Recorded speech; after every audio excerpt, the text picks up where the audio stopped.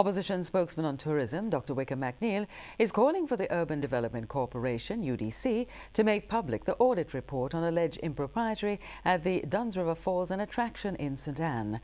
Today, the UDC announced that a firm it hired has completed the probe into the possible theft of funds.